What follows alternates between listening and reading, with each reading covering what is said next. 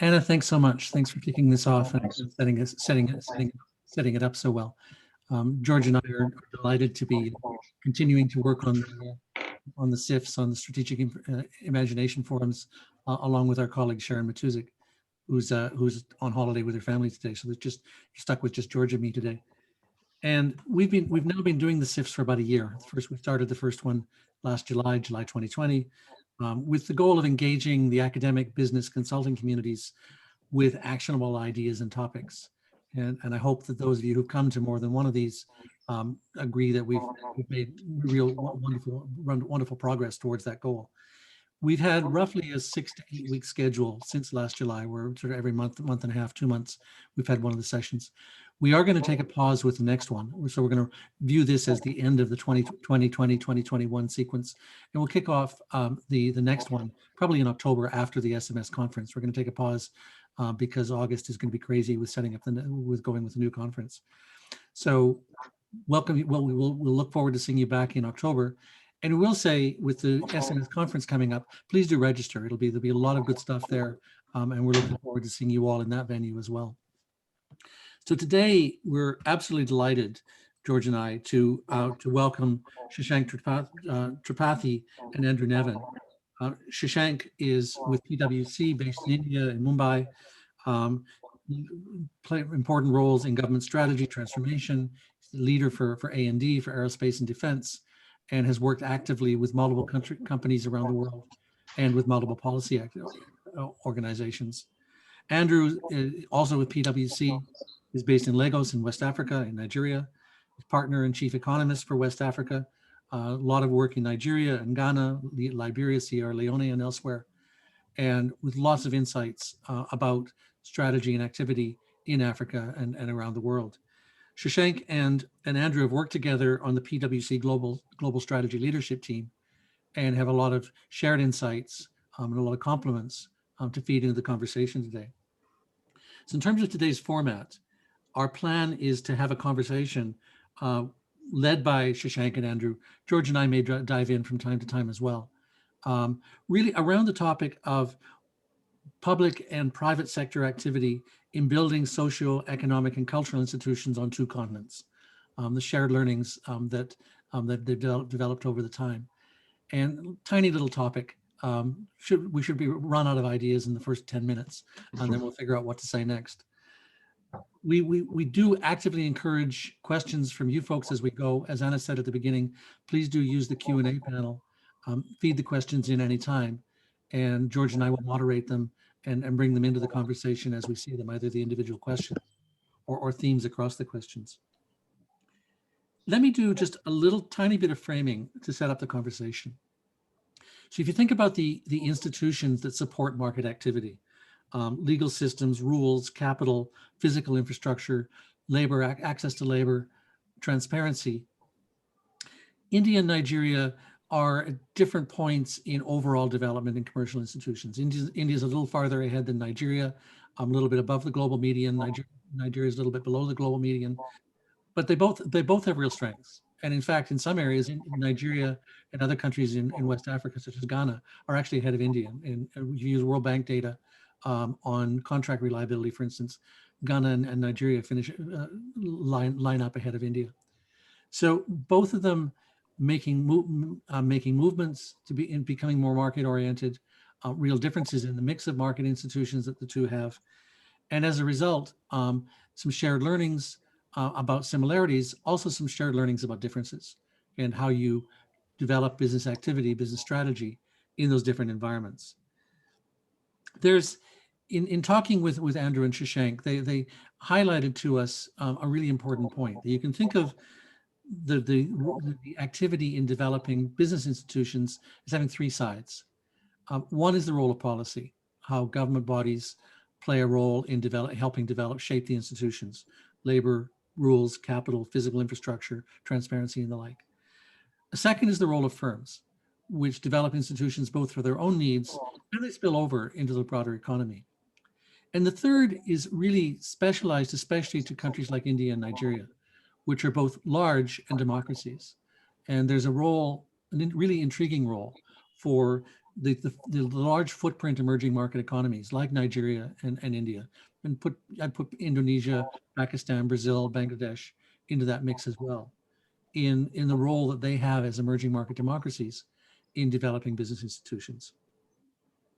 And so with that framing, Andrew and Shashank, let me feed you the first question for the conversation, which is, in your experience working with established business groups, large business groups like Dangote in Nigeria, or Tata and Reliance and others in India, how do you see their role in developing institutions, developing essentially the strategic environment, both for themselves, for their own needs, and with spillovers into the broader economy? Firstly, let me go first. Thank you for having me on this esteemed panel. I want to do a voice check. I came in a bit late. Am I all right? Sounds great, Shashank. Good. Thank you for having me, George, Will, and Andrew and I not only share a common company, we also probably share some cultural roots. He's married to a lady from India, and I've lived for 2 years in Nigeria as part of Schlumberger. Therefore, I have a personal affinity to Africa. And I think, I hope that affinity continues. But today, my remarks to answer your question, in some ways, in all the 3 buckets you outlined, will lean a lot on culture. Because as I've lived here, I used to be overseas for many years, but for the last 11 years, I've been here, mostly in a strategy function. I've observed that private sector companies are playing a very seminal role, especially after 1991, which was an equivalent of the Deng moment for India when we liberalized our economy. And this is when the animal spirits of the private sector came to the fore, but they came to the fore with a very strong Indian ethos, by which we mean that the conglomerates that drive India, such as Tatas, such as Birlas, such as the Mahindra Group, they have a fairly fierce Indian component to their management structure, which means that, as you know, Indians have been known from many years for managing their businesses in a cash flow fashion, making some long bets, entrepreneurial bets. And I think if you look at some of the large companies which have come out of India, and I'd like to hear Andrew's view of a similar component in Africa, they have a very strong bias for long bets, keeping the family sometimes together, but professionalizing increasingly. Tata's is a very professional company, and so is Birla's now, and others. And then bringing that cultural element into the growth strategy and betting big on India and increasingly on the other emerging markets. For instance, Birla, as you know, has bet big on Indonesia, in parts of Africa. Bajaj, which is a very big group, a family-run group, but now very professionally run, has got a number of motorcycles in actually West Africa. So I would say the first thing I'd say for anyone who's looking at how the Indian, how shall I say, business class is impacted is that. The second piece is that the second wave came when the technological revolution came along, the millennium. And then there was a new bunch of companies like Infosys, like Wipro, like others came, and they established themselves on the firmament. These are not family run necessarily. These are more entrepreneurs who are professionals. And they brought a different dynamism to the milieu. They brought in a certain amount of governance, a certain amount of international perspective. They still have some distance to go, but they're really anchoring the other part of the Indian large sector economy. I'm sure that we'll come to the second question, which may come along, which is what about the entrepreneurial upsurge from up below? But at the top, we see these 2 pillars holding the Indian economy up, and they're doing a good job. Thanks, Shashank.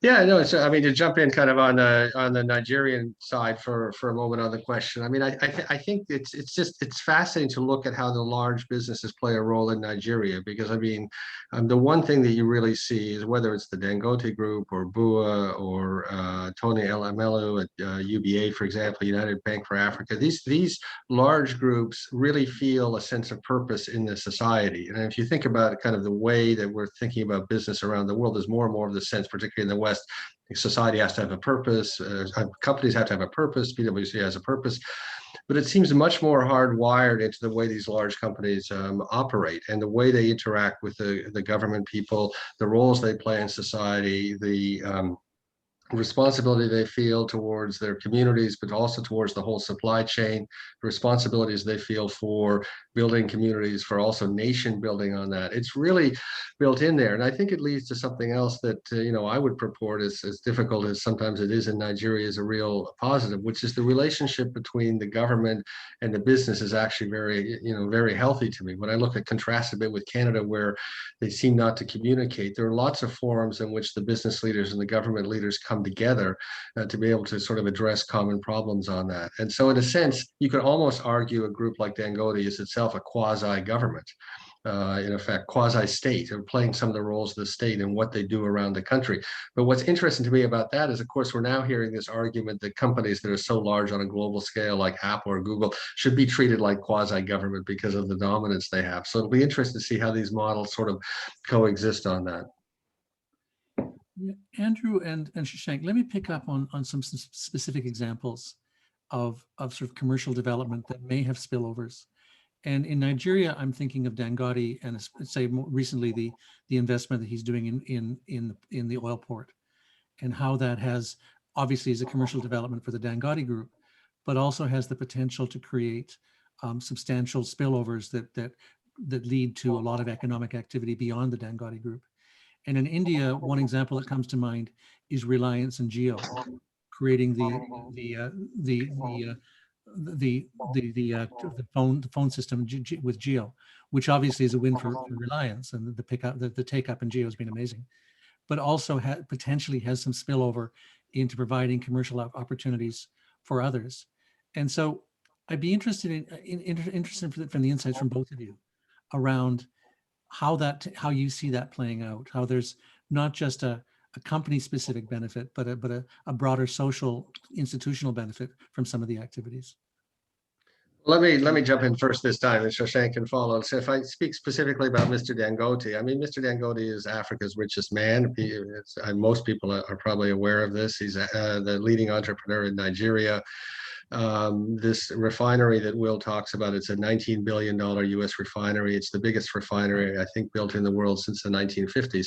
Mr. Dangote didn't need to build this refinery on that. I mean, the only real reason he's building it is really as a nation building exercise. And if you go to the site, which I've been to on the outskirts of Lagos, I mean, it's transformative. It's transformative in its scale. It's transformative of all the up and down linkages in terms of employment and supply chains that are part of it. And it's definitely kind of in this category of just nation building, not in this category of necessarily making I'm not sure it's probably the best use of his capital, but I think fundamentally 10 years ago, they made a decision to say that Nigeria needed this kind of asset internally in the country. So I think that guides, if you look at Mr. Dangote or the BUA Group or UBA, as I mentioned before, Axis Bank or Zenith Bank. I mean, a lot of the decision making is guided by this nation building aspect of it, and people want to be remembered for having a positive impact on history, and particularly in Nigeria, which we have a very fragile democracy.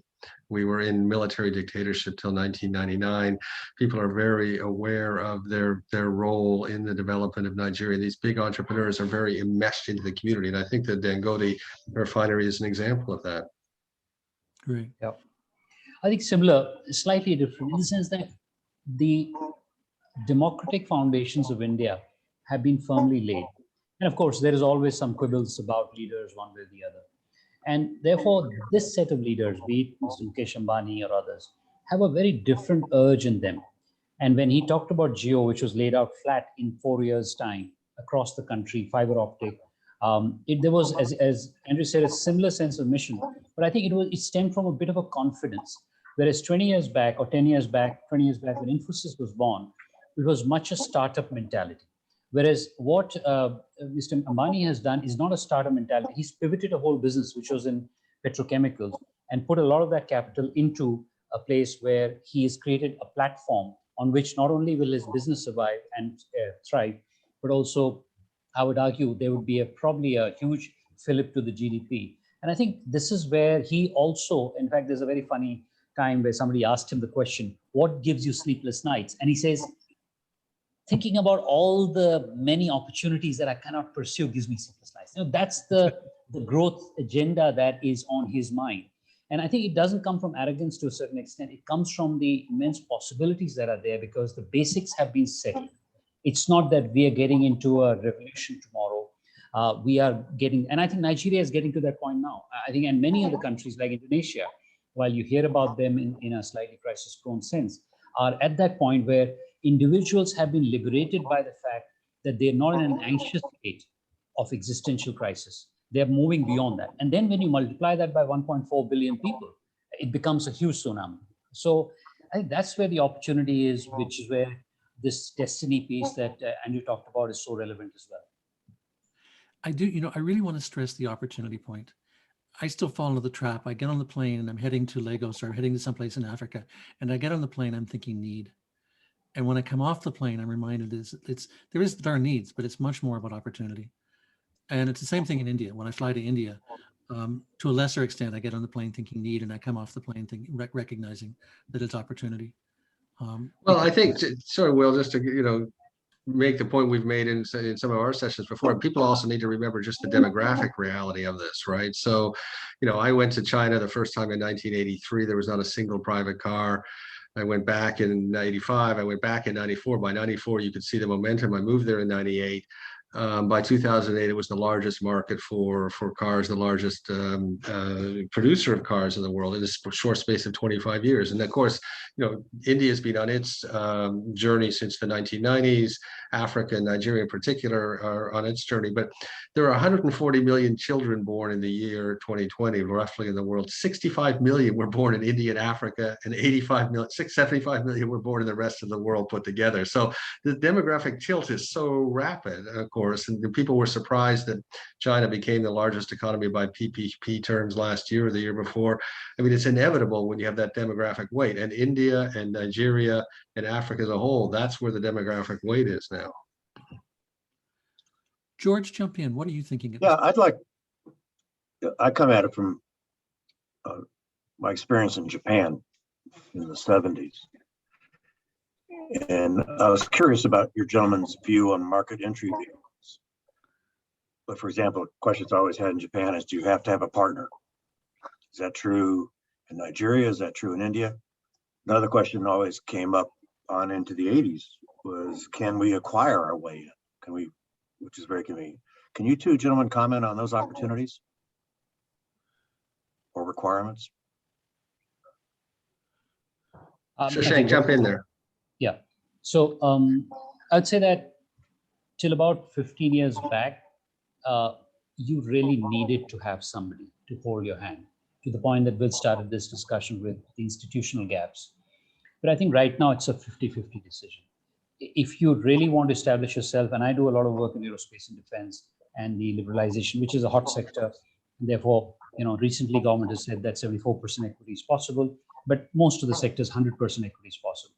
I think there's an opportunity today to start something with your own culture, with your own, how shall I say, ways of working, and modify it gently towards the Indian way. But I also say that if you want to go deep in India, if you are in a business which requires channels, and if you really want to do something, let's say in tier 2, tier 3 districts, then it'll be difficult for you to come and establish yourself on your own. So my advice to anyone would be that it depends a bit on the business. If you feel that you can come to a B2B business and do things in a bigger industrial way in the bigger cities, then you can do it on your own today. I would not have said that 15 years back, but I think you can do it on your own. But if you really have channel requirements going into India, where you will always require depth and breadth, India is a complex phenomena once you go below the big cities, then I would say you should take on a partner. Yeah, I think in the Nigerian context, it's probably pretty similar, but I mean, it's worth adding. If you go back to a moment for when I mentioned China, living in China, I mean, people entering China in the 2000s, I mean, any business you're in, you're often competing with the state. So the one thing about Nigeria is there's so much white space that's open there for people to come in and do. And many people come in and do their own business, but You don't necessarily need a Nigerian partner. Obviously, you need to know the landscape. But one of the things about Nigeria, and of course, it's true in India as well, is there's an incredible diaspora of people who are sort of bicultural on that. So there are many businesses, multinationals that enter in, and they begin by staffing up with people they're comfortable with, which they might have come from their own organization elsewhere. They want to return to Nigeria, or they're hired out of the diaspora, and then they hire some, more people that are local, and they build out that way. So they're 100% owned by the multinational, but they're effectively kind of operating in a local way, but in a way that's kind of comfortable to both the head office and within the Nigerian context on that. But there's also a lot of entrepreneurs, and I've been surprised at just the sheer courage. I mean, even young entrepreneurs, including a few Indian entrepreneurs who decide there's a market opportunity in Nigeria, have just showed up and started to create a concept within Nigeria because they see this white space, and they're often having a lot of success. So I think it's certainly in Nigeria there's so much white space that people can try it, and you don't necessarily need to have a Nigerian equity partner in your business. So let me pick up on a couple of questions, George. If you don't mind, let me pick up on a couple of questions that have come up in the Q&A and feed them in. There's one question around agriculture and opportunities, really, and the question's around India, but it's also relevant for Nigeria, is what are the opportunities for the two countries to use their agricultural potential as part of the growth economy over the next 10 years? Yeah, so agriculture is relevant from the Indian context in two senses. 43% of our employment is currently agriculture, even though the GDP is only about 16 to 17%. And the idea of non-farm agriculture, which is not just getting a better crop of sugarcane or wheat, but processing that sugarcane or processing that wheat, is where there's a huge opportunity. And this is where there's a lot of support the government is doing. I'm personally doing a lot of work in a slightly different capacity, in a charitable capacity in that area. So I'd encourage people to think about that. It's also a critical area where, to your point, Will, and to what Andrew was saying, if you have that many babies and that many people coming into the workforce, for instance, and then farm is shedding jobs because it is not able to support the kind of jobs it was before mechanization is happening. And frankly, the industrial society is also getting heavily mechanized. There has to be some flow in this agro-processing piece. And I think Africa has done extremely well. India is also doing very well. And there are many adjoining industries with that, which one can talk about. So anyone who's looking at India, I think the timing is very right. There was a bit of a political kerfuffle because the government opened up the agricultural areas for farming, which was also inviting corporates because the middlemen were there. That faced a fair bit of opposition about 2 years back. But I think sense has prevailed, and people understand that they do not get market forces into agriculture. They'll be what they were: subsidized, lazy, not really vibrant economies, which I think is the wrong thing. And I just end by saying that, when you talk about countries like Japan, they created agricultural surplus, which then powered their the industrial piece. We forget that. They had cabbage patch farming, but cabbage patch was actually connected to the market. So each cabbage patch farmer was able to generate a surplus, and therefore they were able to get that going. And unlike very large countries like Philippines and Malaysia, where they had huge plantations, that didn't really get equity to the average farmer. They actually concentrated wealth, and therefore they were actually, so I think we are on the right path by freeing up the market for the farmer. Hopefully that'll also benefit industrial companies. Right, and avoiding the Argentina trap. Andrew, please jump in. No, I think we're in a similar situation in Nigeria. There's an intense focus right now on agricultural supply chains. I mean, there's more than enough food that's grown, but the loss from the farmer to the table is immense. And of course, some of the logistical difficulties in the export. So if you think of the things that West Africa and particularly Nigeria should be exporting, cassava, cocoa, for example, we haven't been doing nearly as much of that as possible. So there's an intense effort in investing in that whole supply chain. I'll put in a plug though. I was talking about great young entrepreneurs. So my dear friend Ayodeji Balogun, he runs created the top agricultural exchange in Nigeria. Just a young guy, fantastic company. He has the warehouses. He's creating the whole supply chain. He's doing blockchain farmer receipts, lending to the farmers on that, and it's just an example of the kind of entrepreneurial spirit where you see a real problem in the world, and you try to fix it. And increasingly, he's attracting capital from abroad because of all that. So the agriculture remains there, but just in the my hat as a chief economist, while we certainly want to export, just in the short term or medium term, maybe just the import substitution, being able to get the stuff that we grow in Nigeria to the table, meaning we don't have to import the food, would really help our macroeconomic situation. And it's happening. And I also want to give a plug to GIZ, the German development agency. They've played a big role in terms of this, also recognizing you need to build out the whole supply chain. So and they've done a very good job. So thanks to them. Great. George, do you want to jump in? Yeah, I'm curious at this point. One of the phenomena I've observed in other economies in recent times is how fast new technologies, new ways of consumerism get adopted. Are you seeing that in India and China as well? Yeah, I'd say I am half there.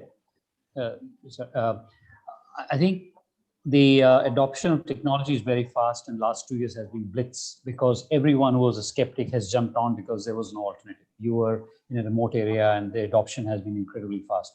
So, people are talking about how COVID itself is the biggest change maker today. And it has driven a lot of innovation. I mean, we are, as you know, India just passed through second horrible wave. We're thankfully out of it. But that has driven tremendous amount of innovation. A crisis drives that. But I would say that there's a slight dissonance in my mind. I see the West talk so much about industrial IoT and automation. I think the thing which is needed in a very large country like India, where almost 65% is services economy, is network. How do you get technology to get people together, as opposed to automation? No doubt automation will serve a purpose, and there is probably 5%, I would posit, of the Indian GDP, which would also get automated. But the kind of and maybe I'm being slightly blasphemous because we ourselves push IoT quite a bit. But I do believe that we need to be proportionate in that we need to make sure that we understand that the real India needs more connection of people with a positive sentiment. And it's not, Facebook and like or dislike. It's actually using technology to bring people together and move them forward. And this is where I think there's a real revolution waiting to happen. It hasn't happened. So my intuition on technology in India, especially, maybe it's different in North America or Western Europe, but I think in India, Indonesia, I would even argue in other developing countries, how do you bring the human in the technology? And it is that humanistic technology which will take us forward. And we need to understand that technology has to be given that, what does it mean for a person face, as opposed to saying technology for technology's sake. Andrew? Yeah, no, I think in the Nigerian context, there is the element of leapfrogging and the element of kind of how fast technology does. So, for example, in banking, we have something called the banking verification number that is biometrically links every bank account in the country. And as far as I know, that's the most advanced one in the world. So this was done to combat corruption and opacity of movement of funds and things. It's been very successful. But the problem is, as Shashank says, actually, it's not necessarily reaching all Nigerians. I mean, we have very basic problem. If you think about delivering telemedicine, you think about delivering e-learning, you think about delivering e-government, that requires people to be connected, which means they need bandwidth and they need power. And right now, those things we can't deliver to 60% of Nigerians. And of course, we're very innovative, for example, in the solar energy area, the small scale solar energy area has made great strides, but it hasn't reached everywhere. So, I mean, we kind of run this danger of creating more and more of a digital divide on that. I was actually talking yesterday to she absolutely brilliant head of West Africa, Google West Africa, Juliet Muan, who's a superstar in Nigeria, and I was very disappointed to learn that Loon, which was the Google low Earth balloons, the economics didn't quite work. So I was asking her, what is the solution to getting the bandwidth to everyone that you can in Nigeria and Africa in general, and she didn't quite have the answer yet, which was a disappointment. But all of these incredible technologies, yes, we will leapfrog in Nigeria, but only if we can get it to the base of the pyramid and the rural population that needs it, and that is still a challenge.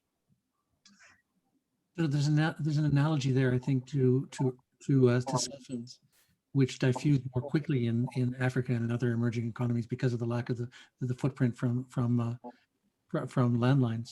And if we can turn that corner on things like, as you say, on e-health and the like, that could really make a big impact. Let me turn to another one of the questions that's come up in the Q&A. there's a question saying there's many Chinese firms which are really visible as south to south, south to north expansion. Huawei, Haier, Lenovo, lots of others.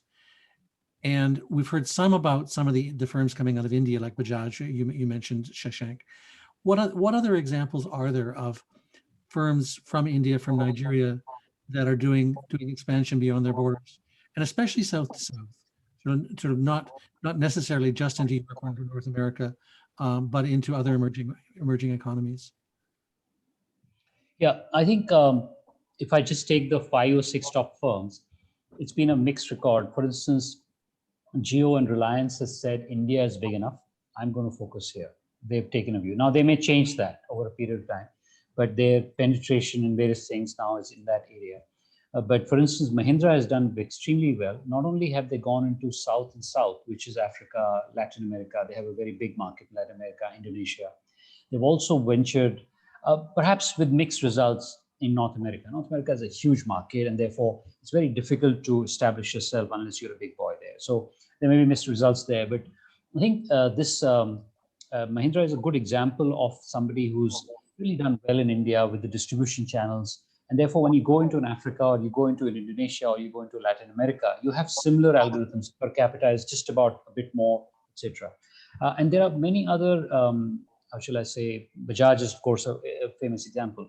Now, I'd want to make the strategy point there is that recently, given the deflation or I say lack of capital and the price pressure, especially on healthcare, especially on other things, I think many companies out of Nigeria and India and other countries like Indonesia or others have a fairly good chance over the next 20 years to really up their game and say that, frankly speaking, Midwest of the United States also needs healthcare in a fashion which is similar to what probably is happening in a small town in India. Maybe not the poorest of the poor, but the baby warmers of the poorest of the poor may not be required. But I know that the health budget for an NHS or a US or let's say even a Brazil is pretty high. So here's another opportunity for them to look at these things with a different lens. And I think what is missing fundamentally is an innovation and IP engine, which is mass-based. I think Mahindra clearly has an IP engine, and the Bajaj would have one. But I think this whole idea of intellectual property, which, pardon me saying this, has been the reserve of the West, where you have to have an IP engine which is generating something which is then pushed into a developing country. I think there's a lot of pushback now. A lot of countries are saying, hold on, guys, we have a lot of IP. It need not be classic technical sense of making a very nice precision engine for an aircraft. But there are many other areas that we have IP. Jolly well recognize that.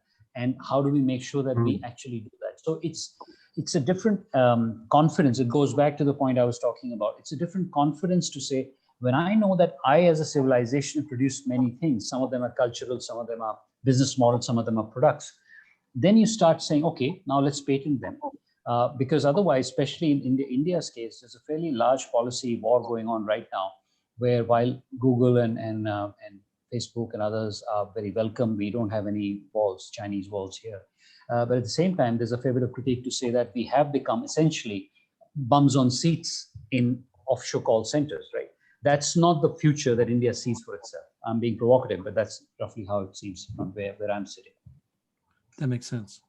I mean, in terms of African companies on the march, sub-Saharan African companies, I mean, I don't think there's too many companies that are ready yet to step out of sub-Saharan Africa, but you've certainly seen a lot of activity. But let me start by saying in South Africa, you tended to see almost a retreat. So we always had, held up the poster child of MTN and their incredible success across Africa. They still do that. But ShopRite, which is one of South Africa's largest retailers, they're actually retreating from Africa in general, from Nigeria.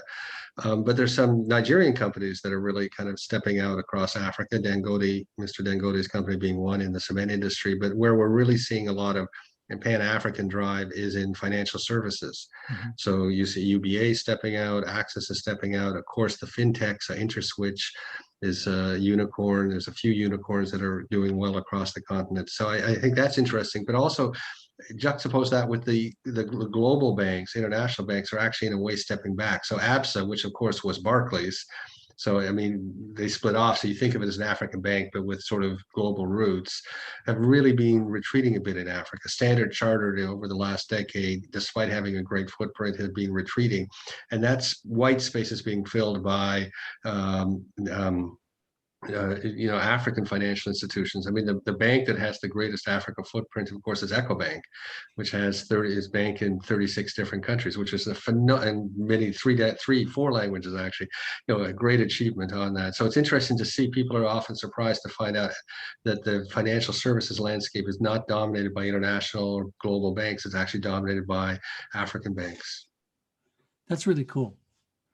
I'll say from my perspective, some of that is really under the radar. It's really powerful. Would it be okay if we switch to talking about entrepreneurial activity and entrepreneurial opportunities in the two countries? And Shashank, you were kind enough to send us a 90-second clip of some entrepreneurial opportunities about India. And Anna, if it's possible to play that, just to give us to tee up this conversation, this would be a great time to do that. Thank you. Just one moment.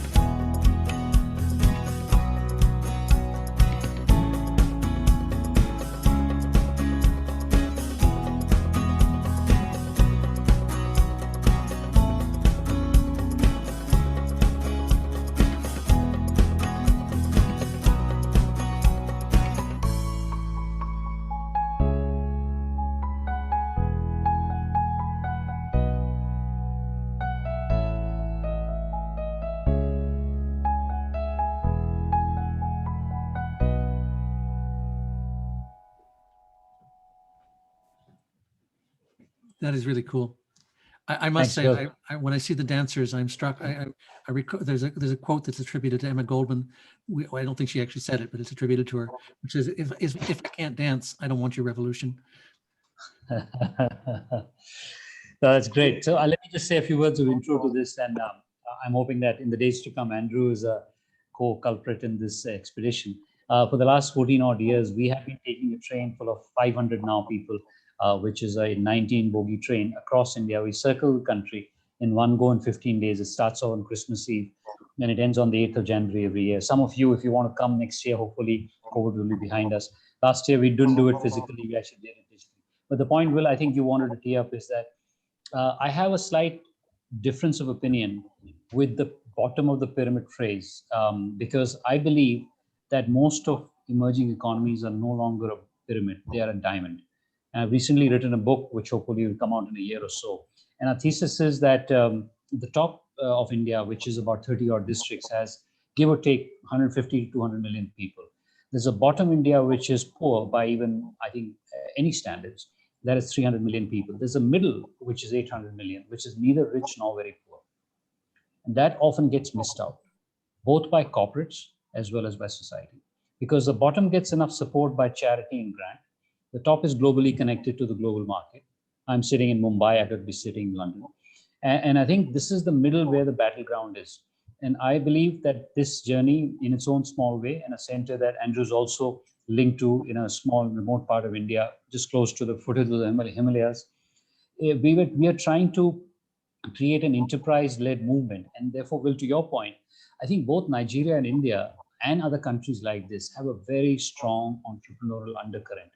which has gone undetected, or is so messy that corporate world ignores it.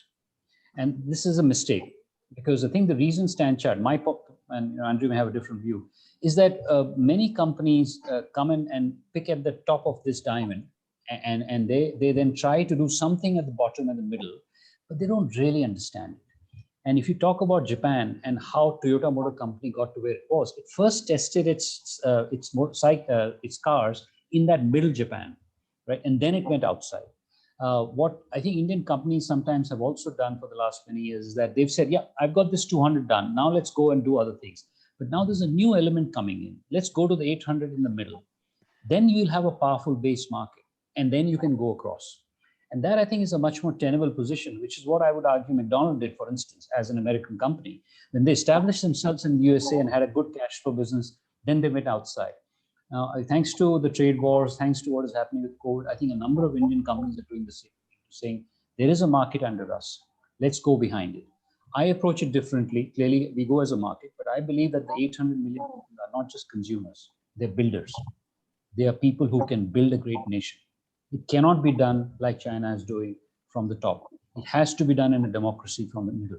It cannot also be done by the bottom, because the state has to come in there and get people away out of poverty, which is important also. There's a safety net which is required. So taxpayers' money should not be spread across, let's say, 1 billion people. It should be spread to the bottom, and then therefore the middle is not patronized. Because apart from, and I'll just pause in a minute, apart from the kind of taxpayers' money that goes in there, or charitable money, it also forces a very strong dependency mentality, which just kills the country. Because we talked about agriculture, but commodities getting out of Africa to other places is not what will make Africa rich. What will make Africa rich is those commodities are then produced into something value add, and then that's exported. That has to happen in the middle. It can't happen in big cities. Sorry if I went for a bit long, but that's my. That's really powerful. Thank you.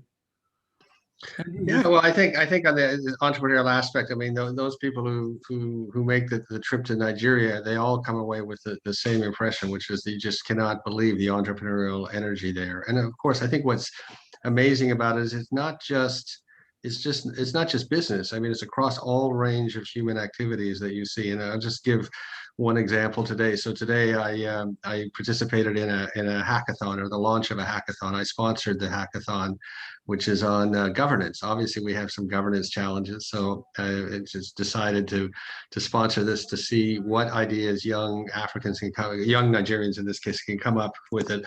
But the people that run this hackathon, Africa Hacks, I mean, the two people that started, one is Congolese woman, one is a Nigerian man. No one asked them to do that. They started this. They've now probably run 20 different hackathons of different types. That's morphing into a whole, actually quite large enterprise on this. They know exactly how to do it. And people are attracted to this. So we actually had the CEO of the most innovative bank in Nigeria who agreed to speak at the hackathon because of his interest in governance. Next week, when it closes, we have a former cabinet minister who started a public policy school who's coming. So this entrepreneurial energy, no one asked these people to start Africa Hacks on this. They just decided there was a problem and they decided to fulfill this. But this is happening all over Nigeria. I mean, I'm associated with a charity that's run by His Royal Highness Muhammadu Sanusi II, who of course was the central bank governor in Nigeria earlier in the last decade, I guess now, and in fact won Central Bank of the Year globally on that. But he has a charity that focuses on, or an NGO that focuses on education, and again, it runs a competitive thing to find out who has the most innovative ideas in education. And it was incredible to see the winners on that. And of course, these people are not running this to make a profit. I mean, there was someone delivering education in a prison in Nigeria. Who would decide to take that on? Someone deciding to focus on autism in Nigeria. Someone focusing on dyslexia. Obviously, people focusing on girls' education in the north. And all of these educational entrepreneurs are just stepping up with no resources, and just the sheer courage they have to take on something that I have another entrepreneur, NGO friend who just started a charity to help to impoverished communities in Lagos. He has nothing himself, and yet is making this work sort of day by day on that. And that energy, when people come to Nigeria, that's what makes them realize what's really significant. And of course, we studying this from the outside. People have a negative image of Nigeria, but the group of us have coined this term self-organizing nation or self-organizing Nigeria to kind of look at this, because in fact, if you think in the kind of post-COVID world, the one thing we've learned from COVID, and Shashank talked about in a minute, you don't necessarily want to have top-down institutions. You want self-organizing, resilient local organizations, and that's what you're getting in Nigeria. Let me pick up on a question that came up in the Q&A around clustering. Sometimes entrepreneurship, business activity happens sort of randomly or arbitrarily across the economy. Other times it tends to, you get clusters of different, similar types of activity often in particular regions. Do you see either existing clustering or opportunities for clustering in India and in Nigeria? Yeah, in fact, this center that I was mentioning, that Andrew and I also been working on, is based on that concept. But my own view on clustering is that it should not necessarily be saying that one area will only do one thing. That may be possible. It may evolve in that fashion. But the issue is that this middle is so underpenetrated in terms of real entrepreneurship. Because keep in mind that, and I have to say this, that 200 years of colonial history destroyed a lot of artisans. There was a lot of things that we are now realizing as a nation, that there was innate capabilities which were actually spread out. Now we are building it back up. And if that be the case, then there can be 5 or 6 different things that can happen in a geography. So what we are suggesting here is clustering is not necessarily done by saying that I'm going to be manufacturing artisanal carpets in one way, in one place only, as an example. But I think there can be a lot more activity in that area. And one of the papers that I've recently written, and all of you can Google it, it's called Full Potential Revival and Growth. It was a marquee thought leadership that we published somewhere in the middle of last year to come out of this COVID crisis. And one of the things we said in that is that this COVID crisis has shown how shallow the Indian economy is and how narrow it is. Shallow because below the top few districts, it's basically very, very average production. You will be able to sell sachets of shampoo into that in smaller and smaller packets. But if I go back to my building point, are they building anything? Are they having any economic activity? No, it's not there. So how do we go deeper and how do we go wider? So coming back to culture, to cluster, I think that's something that one needs to think about in 4 or 5 districts. An ecosystem, I would say an ecosystem is a better phrase than necessarily cluster, because cluster seems to indicate that you're only doing one product.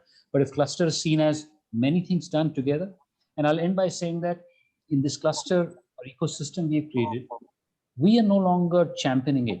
The word has gone out and role models are championing it. This is what I think flourishing is meant by when Andrew coined that phrase. The flourishing is not that Andrew is doing something, but 2 or 3 people are doing something which then gets followed. So there's a network effect which comes in, which is beautiful to see. That's wonderful. Andrew, thoughts?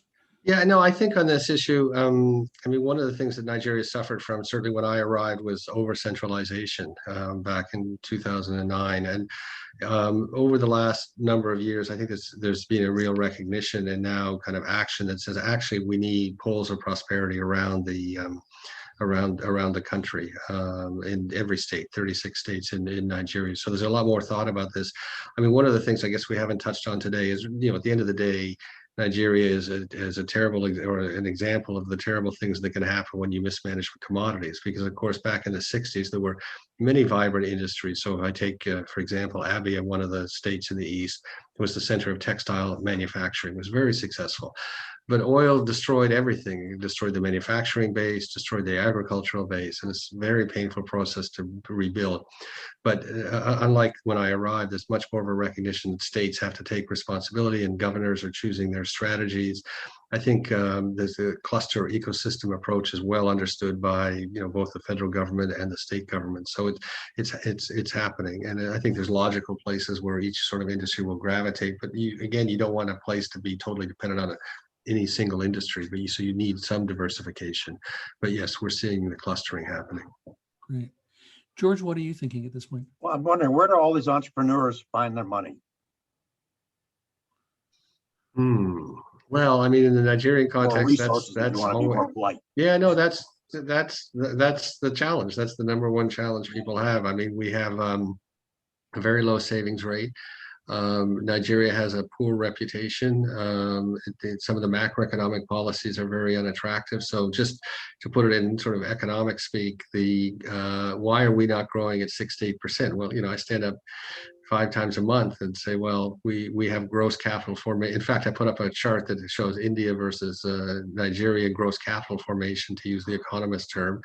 And India's gross capital formation is about 27, 28%, and you get 6 to 8% growth. Nigeria's is 17%, and you get 2% growth. And that's just a mathematical certainty. And the way I use the chart is to sort of challenge, well, as much as I can challenge without getting deported, but challenge the federal government to say, why is it that we've got the biggest economic opportunity on the planet and people are not coming? Nigerians are not coming, diaspora is not coming on that. So we are not getting enough investment, and we need to change the narrative on that.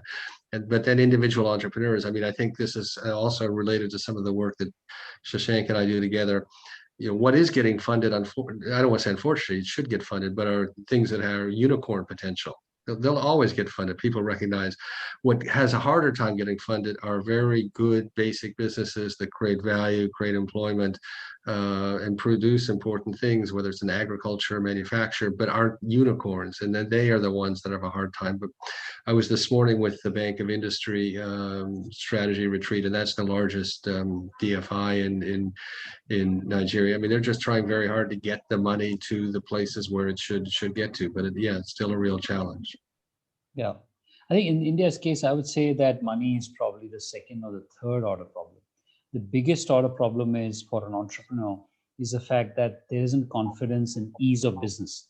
And that also relates directly to what I call market connect.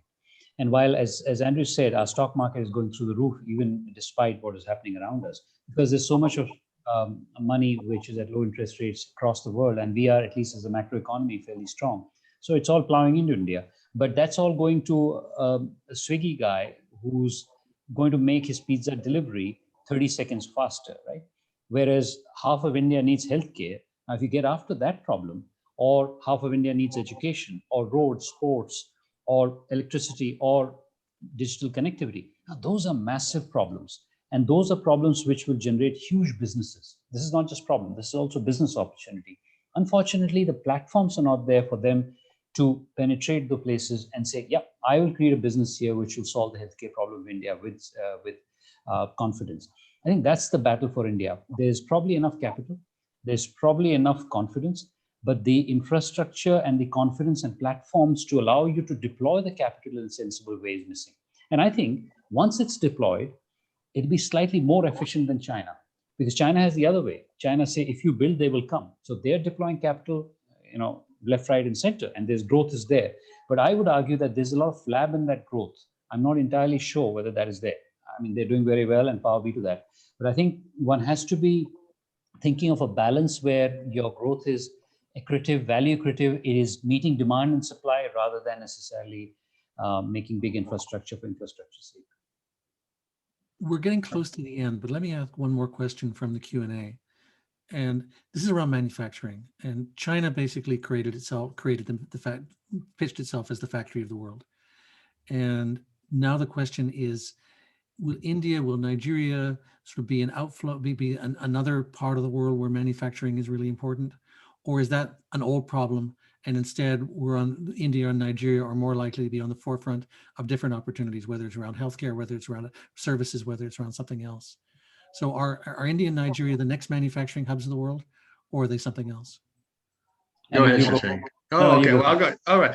This is a very interesting question because everyone has this bias for manufacturing. So we put out the paper that pointed out something pretty obvious, which is everyone says that Nigeria is an oil economy, but it's actually not. It's its biggest single source of foreign exchange, at least that matters to people, is the diaspora.